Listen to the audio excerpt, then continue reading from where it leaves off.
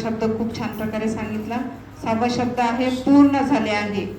आणि हा शब्द घेऊन येत आहेत आपल्यामध्ये शीतल घोरपडे. ते येत असताना आपण त्यांचं टाळ्या वाजून स्वागत करूया.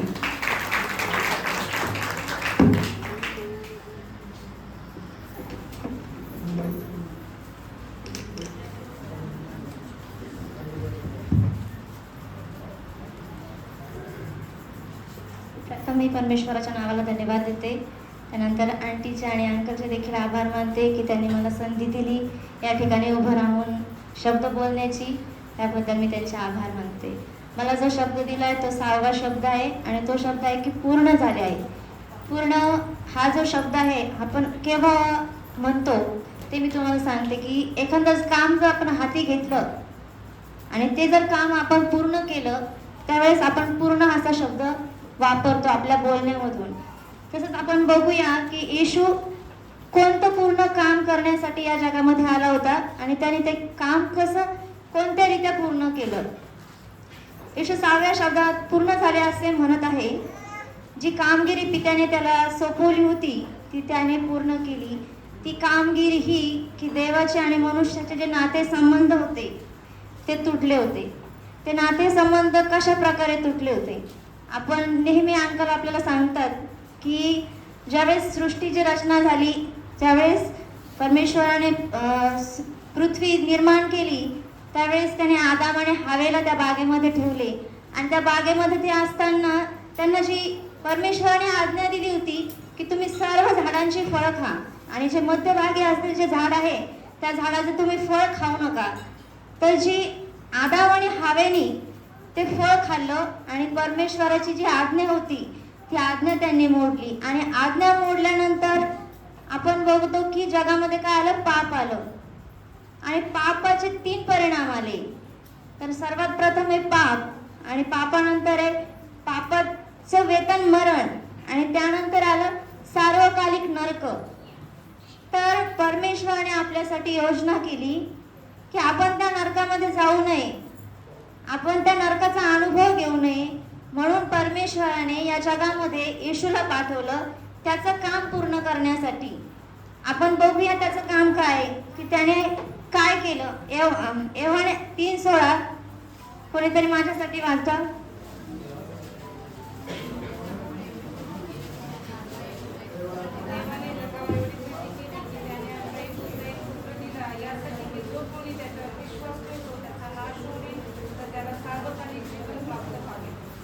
बघा देवाने काय केलं. सया मी थोडंसं पुढे गेले.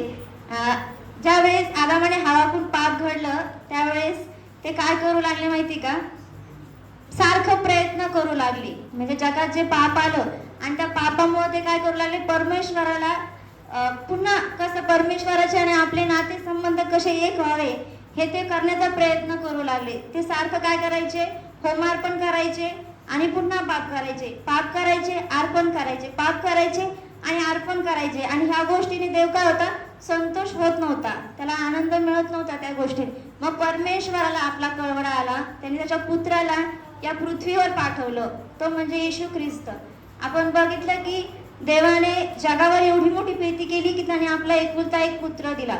म्हणजे परमेश्वराने आपल्यावर प्रीती केली आणि त्याच्या पुत्राला या जगात आपल्यासाठी पाठवलं की आपला म्हणजे प्रत्येकाचा तुमचा आणि माझा नाश होणे म्हणून तो या जगामध्ये आला आणि त्याच्याद्वारे आपल्याला काय सार्वकालिक जीवन आहे. आपल्याला या वचनात पाहायला मिळते की येशूने आपल्यावर काय केले, प्रीती केली. प्रीती म्हणजे त्याचा जो एकुलता एक पुत्र होता त्याने तो आपल्यासाठी काय केला, सोपून दिला, या जगामध्ये पाठवला आणि त्याने तो पुत्र राखून ठेवला नाही तर तो आपल्यासाठी काय या पृथ्वीवर पाठवला. त्यानंतर आपल्याला पाहायला मिळते की तो देवाचा पुत्र असताना तो 100% मनुष्य 100% देव असताना सुद्धा तो मनुष्य रूप धारण करून या जगामध्ये तुमच्या आणि माझ्यासाठी आला. तर आला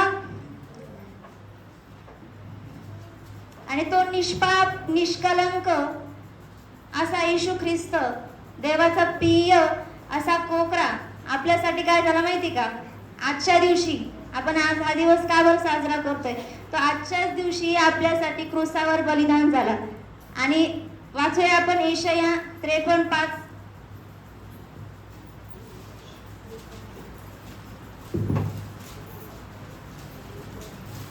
पाहिले असता तो आमच्या अपराधांमुळे घायाळ झाला, आमच्या दुष्कर्मामुळे ठेचला गेला.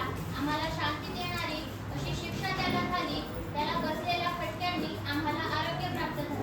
बघा, या वचनात पाहायला मिळते की खरे पाहिले असता तो आमच्या अपराधामुळे, म्हणजे तुमच्या आणि माझ्या अपराधामुळे, जे आदामाच्या द्वारे या जगामध्ये पाप आलं, त्या पापाच्या द्वारे आपण सर्व पापी ठरलो आणि त्या पापासाठी आपला नाश होऊ नये म्हणून येशू ख्रिस्त या जगात आला. खरे पाहिलं असता तो आमच्या अपराधामुळे घायल झाला, आमच्या दुष्कर्मामुळे ठेचला गेला, आम्हा शांती देणारी अशी शिक्षा त्यास झाली, त्याच बसलेल्या फटक्याने आम्हास आरोग्य प्राप्त झाले. बघा, या वचनामध्ये पाहायला मिळते की तो आमच्यासाठी, म्हणजे जे अपराध आपल्याला होणार होते ते अपराध त्याने स्वतःवर घेतले आणि तो त्या ठिकाणी काय झाला, घायाळ झालाय, तो ठेचला गेलाय आणि शांती त्या ठिकाणी त्याने अर्पण दिलं, त्याच्याद्वारे आपल्याला आपल्या जीवनामध्ये शांती आली, आपल्याला हे पाहायला मिळतंय. तसेच त्या वचनाला पाहायला मिळतंय की त्याने आपले जे पाप आहे ते काय स्वतःवर घेतले. आपण वाचूया इब्री 10:10.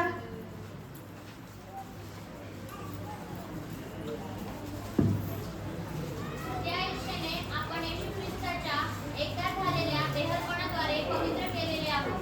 बघा, जे आपण काय होतो, आदामाच्या द्वारे पापी होतो, पण आता काय येशू ख्रिस्ताच्या द्वारे आपण काय झालेले, पवित्र झालेले.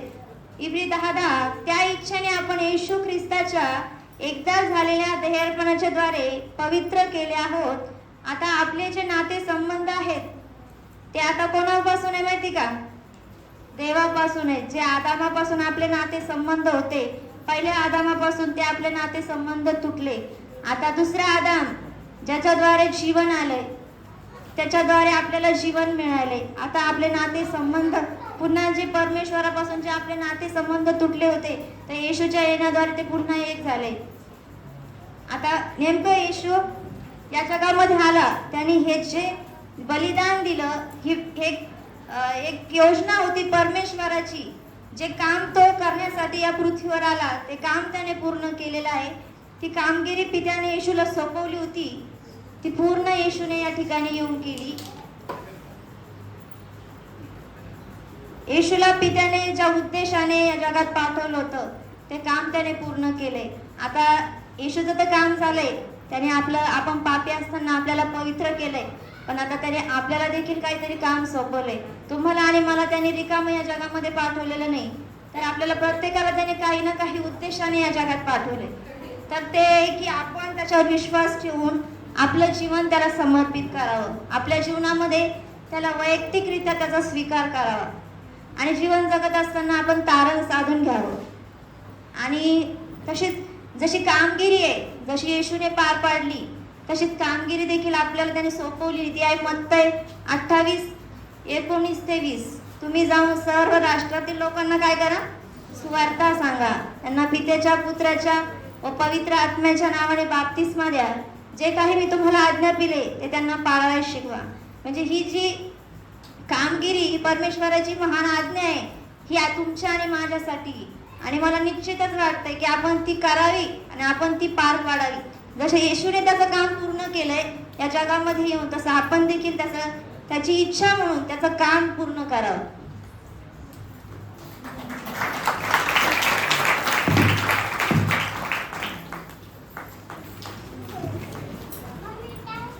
एक जोरदार टाळ्या वाजूया शीतलसाठी.